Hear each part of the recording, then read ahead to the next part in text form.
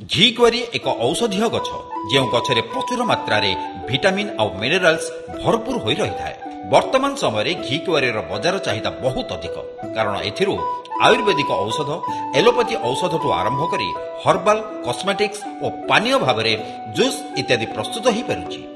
घीकुआरी चाष प्रणाली बहुत सहज।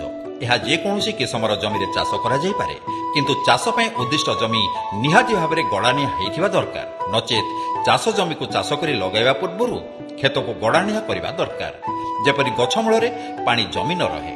1 हेक्टर जमी घीकुआरी चाष करने 15 टन FYM खतसार एवं 2.5 ରୁ 5 टन जाए जिया खत एतद व्यतीत मृत्तिका परीक्षा पर जदि जना जाए मृत्तिकार किछि न्यूट्रिएंट रो अभाव अछि तेबे सेही न्यूट्रिएंट गुडी को प्रयोग करा जायथाय।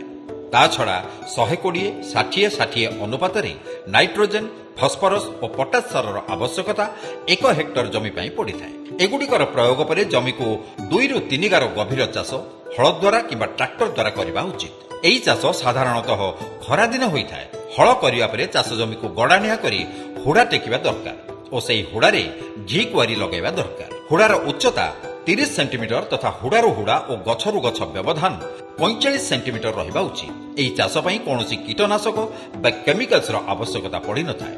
चारा रोपणर 15 दिन को 15 दिन 6 मास जाय जलसेचन करबा को पड़ी थाए। घीकुआरी गछ बंचई रखिया पई पानी रो आवश्यकता बहुत कम पड़े। गछरू पत्र बाहरी जेतेबेले गछटा झंकालिया हो जाए सेतेबेले गछ को पानी रो आवश्यकता प्राय पड़ी न थाए कारण घीकुआरी रो पत्र रे 90% जल और 10% जेली थाए। तत्सहित पत्रर उभय पटरे थिबा कंटा गुड़िक पत्र मध्यरे थिबा जल को बाष्पीय करी बाहर को छाड़िबारे बाधक होइथांती। घीकुआरी लगाइबार 12 मास परे एहार अमल आरंभ हुए। अमल पाई गछर मूलरू पत्र गुड़िक काटिबाकू पड़े। कटा पत्र गुड़िक चाषी संरक्षित करी निजे रखि परिबो नचेत संगे संगे प्रोसेस यूनिट को भी देई परिबो। प्रथम वर्ष अमल परे पुणी गछरे माटी देई जलसेचन करिले पुनर्बार नुआ पत्र मान देई थाए।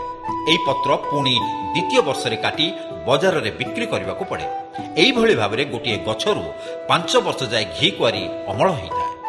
व्यावसायिक दृष्टि विचार कले 1 हेक्टर जमी घीकुआरी चाष कले प्राय 40 ରୁ 50 हजार टका खर्च होइथाय। एहा एक सहज चाष और अर्थकारी फसल होइथिबारु एहाकू ओडिशार चाषी माने आदरी नै अल्प खर्च करी अधिक लाभ पई आत्मनिर्भरशील होई परिबे।